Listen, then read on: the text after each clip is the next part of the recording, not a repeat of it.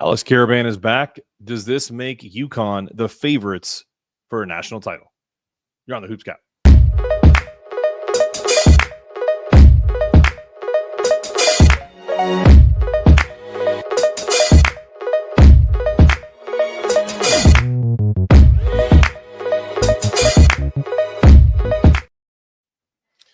Welcome to the Hoops Cap. I'm your host, Mark Zanetto. We did a short video the other day talking about Alex Karaban and his return for the 25-26 season. I was on the record saying that he probably should go, but he surprised us all, and myself included. Maybe didn't surprise some of you guys who have been in my mentions talking about how bad of a predictor I am. But to me, pleasant surprise. I couldn't be happier with the decision he made. He clearly, this was about being at the place he loves, finishing something he started. And also, if we're talking about the business of things, he's going to make some more money at UConn, probably more money than he would make if he went to the pros right now. But it also significantly enhances the roster and positions them as a legitimate national championship contender. So for me, this is really about the impact that he's making is a trickle-down effect. Is Alex ever going to be the number one when he goes and plays in the NBA? No. Is he a number two? Probably not. Is he a 3 or a 4? Most likely closer to a 4 or a 5, or someone that can come off the bench and hit you a couple key shots. But he brings experience, leadership, versatility, all things that are critical for UConn. And also, like, when you think about what was written about him in the years that UConn was winning national championships, and when I say it that way, it sounds like it was a long time ago, when it was only 3 years ago that they won their first of back-to-back. And when we go back to that Michael Cohen article on Fox Sports, and it was titled "How Dan Hurley Fashioned UConn into an Offensive Juggernaut and Repeat Title Contender." This is before they won their second title. There's a quote in there from Shaka Smart in a game where Alex Karaban only shot 2 of 9, and UConn still blew Marquette out of the gym. Smart said in the post game, he is a winning guy. So even on a day like this, where it's not his best shooting day, he impacts the game in a lot of ways. So it's this article that I ended up having Michael Cohen on to talk about, how he put this all together and the aspect of how Dan and his staff were able to fashion this bulletproof style of basketball. And the first person he mentions in the article, and if you talk about how this team was built, is Alex Karaban, the 6'8", 220-pound guy, at that time redshirt sophomore, who doesn't lead the Huskies in scoring, rebounding, assists, field goal percentage, free throw percentage, or three-point percentage at that time. And yet Hurley refers to him as the brain center of everything UConn does. If you remember back to when I was at Locked On UConn and I asked Dan the question when the game was over, what do these kids mean to you? And I was talking about Alex, Samson, and Haas. And he said they change your life. And that may not be for the cynic who watches the show and is all about production and values portal ads versus retaining players. I have to add something to that. You really don't understand relationships and how valuable a relationship can be between a coach and a player over time. Even yesterday when I had Casey Matthews and I recorded about whether Alex moves the needle, and he said he doesn't get it. I got him eventually to understand what I was talking about. But I think that's what's missing a lot of times, and I know I'm going to get on my soapbox here in professional and college sports, is that we're so enamored with the flash. We're so enamored with the sexy moves, and I get it. When we cover the Big East at the Big East Energy Network, we're definitely going to cover St. John's and their big-time haul. We're definitely going to cover Creighton and bringing in 5 new guys. Hell, UConn brought in a few new guys themselves as well as freshmen. But what moves the needle for me more than anything is Alex Karaban's ability to meld positional versatility with high level perimeter shooting, the absolute expert knowledge of where everyone needs to be on the court at all times, and his ability to space the floor, the added ability last year to get to the basket and use his body weight and his physicality, because he's not the quickest of people, but that to me is his superpower. He's easily one of the best 5 players in the country that not everyone talks about. If it wasn't for shows like mine, if there wasn't for guys like Dan Hurley that were constantly putting his name out there, guys like Shaka Smart, even Sean Miller, who's now at Texas, guys in the Big East who know that if you don't pay attention to Alex Karaban, if he doesn't do it for you, he's going to make you pay. And that basketball IQ is what is the great special sauce between what Dan is trying to put together and having some guys like Alex who are grinders. He's not a 5-star prospect. He was a 4-star guy. He was a major piece to this entire UConn universe because he is the guy who does all the little things. What makes me laugh is when I say this, I'm going to lose half my audience. To me, he's the Derek Jeter of UConn. And if you want to do a Red Sox, let me think about that for 1 second. Probably like a Dustin Pedroia, an unassuming, a guy who will put you on your ass if you talk shit to him, a guy who will bury a 3 like he did against Marquette when I was there to win a big game for UConn. A guy who will put it all on the line like he did against Florida. Didn't make all the shots in that game, but he was there at the end, and he was grinding with that team, doing all the things he needed to do, providing the spacing that is needed in this UConn offense. And those are the type of guys, the intangibles that you don't see. Are they still really good? Yes. Can they perform at an MVP level? Yes. But are they always the guy that you were trying to get out if you were on the Yankees or the Red Sox?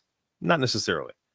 You weren't as scared of Derek Jeter as you were of A-Rod. You weren't as scared of Dustin Pedroia as you were as Big Papi or even Manny Ramirez back then. So I think Alex has resigned himself to knowing that he's that type of player. The ability to read and react, memorize plays, help the young kids come along and be the type of players that UConn wants. This is his true impact, and one of the reasons why I believe that UConn is a national title contender. Are they the favorites? We're going to talk about that coming up after the break. Big East Energy. Ryan Gresh here with the Feel Good Lab. And the same tools that we use to help elite athletes like Hassan Diarra, Nika Mule, and our very own Cam Spencer are the same things that we use to help people like you and I.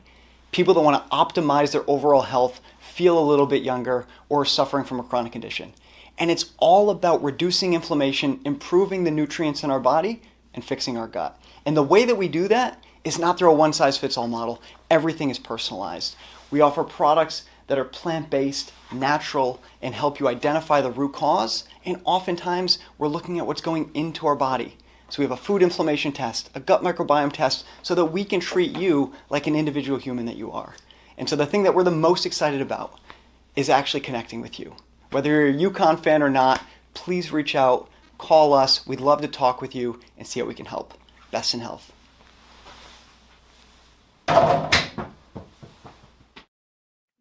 All right, you're back on the Hoops Cap. Powered by Big East Energy. Ryan Gresh, go check his stuff out. I'm going to put his, let's see if my picture's a little blurry. Let's see if I can zoom in here. Let's do a quick banner for our boy. There it is. Big East Energy for 15% off at the Feel Good Lab. Check that out. And look, are they the title favorites? They're one of them. You could put Houston in that mix. You could put, I think Duke's always going to be in that mix now because Shire's got the ire of the not the portal, the recruiting 5 stars all over the place between the boozers and you just got that guy Coward from Washington State. So, but I loved Evan Mayakawa's article about retaining and how that is typically the recipe for making the Final Four. I think it was like 67% of or 67% was like the lowest of the retained folks that were in the Final Four minus Duke. They were the outlier, and they're always going to be the outlier because that's kind of like the model there. And if they feel like that's how they're going to win national championships, God bless. I don't think you're going to be able to do it because not everyone's going to be Cooper Flag every year. So to me, what has been done by Dan Hurley and folks is the model. So Alex has decided to stay. You bring back his 14.3 points, his 5 rebounds, and 3 assists a game, 1.5 blocks, which no one ever talks about how much of a great shot blocker he has become over his 4 years at UConn. 44% from the floor and 34.7% from 3. That's a dip. I expect those numbers to rise precipitously higher next year because when you think about Alex Karaban in the years before, surrounded by more talent, surrounded by larger point guards who can shed people that can get by someone that can actually be respected on the ball versus having to force Hassan Diarra for 35 minutes or force Aiden Mahaney on the point or not have the ability to put Ahmad Noel in the game because he's been hurt.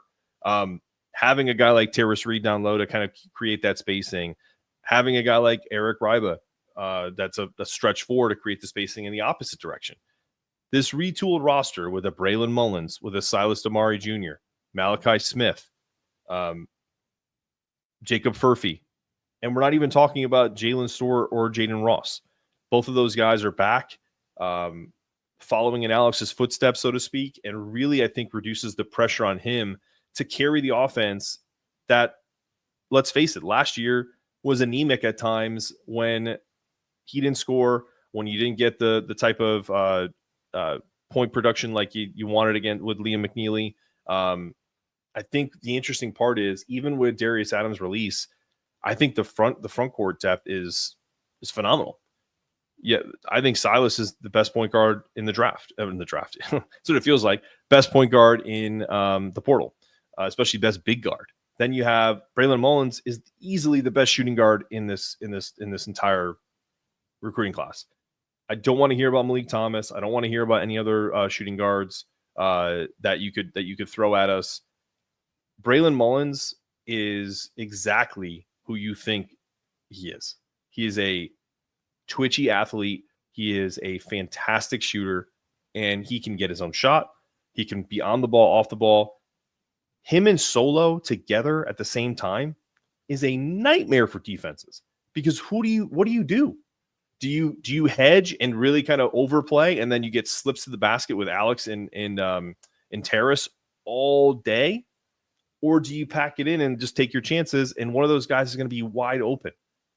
The amount of threes that they can potentially drain next year is going to be very similar to the 22-23 team where it used to just come in waves. Whether it was a guy like Tristan, whether it was a guy like Hawk, whether it was a guy like even Andre Jackson every once in a while would throw some Sonogo would step out and shoot threes, kind of similar to what Ryba can do. Then you had a Naheem Aleem, Joey Calcaterra, Alex Karaban. Like the names go on and on. Multiple waves. And that's honestly, I can tell you a team that is copying that same mold. Maybe not with the big guards, but with 40 plus 3-point shooters is St. John's. St. John's has legitimately transformed their offense in a second. That's that vitamin water money. There is no doubt about it. They are trying to fashion a team that is bulletproof from an offensive perspective and is hopefully going to be able to teach them some defensive skill sets. I think this UConn team is going to be defensively better because they're bigger. So all of the things that we saw last year, guys getting beat off the dribble, you can play off players when you're 6'6", 6'5", and someone's quicker than you, because you have the ability lengthwise to create space. 1 or 2 steps at 6'5" or 6'6" is exponentially bigger than if you're 6 foot or 5'11", which is essentially what they had. They had 6-footer in Hassan. You had a 6-footer, 5'11"-ish in Ahmad. You had 6'2", 6'3", Aiden. Those were your three rotational guards. That didn't cut it. I love Hassan Diarra. He's a warrior. I hope I see him again on the staff, or if he's chasing a hoop dream, continue to do it. But that wasn't the plan. They thought Aiden was going to be the guy. He is not. Good luck at UC Santa Barbara. This team is loaded. The only small guard is Malachi Smith. That's it. But he's a backup. And he's a dog. You watch Malachi Smith play. Malachi Smith is Hassan Diarra with a little more flair, a little more off the dribble. New York point guard. The dude's legit. And to have him as the first point guard off the bench, team's tough. Is the roster complete? I think it is, but I think you could, I have no issue with them adding talent. Like everyone has that fear, or, some people have that fear where you're going to, if we bring this guy in, that another guy's going to leave. Okay. The only guy that I would be really disappointed in if he left, because I'm so excited about his prospects, is Braylon. If Braylon Mullins leaves, I would be upset. Everyone else, I like Eric Riba. I think he's a project. I enjoyed our interview together. I think he's going to be a really good kid, good pro eventually. If he left, it wouldn't devastate me. It would suck. But I really do think Braylon Mullins is in the same mold as Steph Castle, Liam McNeely. Probably like a mixture of the two. So, do I think that they're going to probably bring in some potential projects, Euro prospects? Absolutely. Don't have any names right now. I wish I did. The only guy that I still kind of keep circling back to, I'm trying to get some confirmation on any of this, is Tyler Betsy. And while I'm on with you guys, let me just double check, because I haven't heard much. And sometimes that means maybe he's going someplace else. But it wouldn't surprise me if he ends up at UConn, because, let's face it, or he just goes back to Cincinnati. It's very possible. I think him being so close to UConn, he was a Windsor, Connecticut guy. And on April 8th, when he tweeted out that he was, weighing his options with Coach West, and he's talked to Cincinnati and they'll still be in consideration. If you watch him play, if you look at his mechanics, he's got really good shooting structure. He's probably a little too heavy-handed with the ball in his hands. I would love to see him be a little more fluid, and that's probably part of it. I just haven't seen if he's going anywhere. And that's a guy, if he wants to come back to Connecticut, I could see them taking a flyer and seeing what the deal is with him. So, all right. That's it for today. I'm really excited about Alex being back. Go get your stuff at the Feel Good Lab. We have other new sponsors coming down the pike, including our boy Joey Bail Bonds, who will be one of our sponsors here at Big East Energy Network for the Hoopscat Pod. 3 and 4 could be the next T-shirt here. 3 and 4, we'll see. I definitely think this team is Big East number 1A, and a Final Four contender. Still want to see how some of these pieces fit. But if there's anybody that I trust on roster construction and how to spin things quickly, it's Dan Hurley. He's been able to do it multiple times, more so than others, and in this NIL transfer portal world. So, as always, go Huskies, and we'll catch you next time on the Hoopscat Pod. Go make sure you check out Big East Energy Network. Check out the Roll Jays Pod. We're rolling out a Seton Hall pod, Pirate Vibes. We're rolling out some potential DePaul pod coming up soon, and some other big-time announcements for Big East Energy Network. Let's get after it.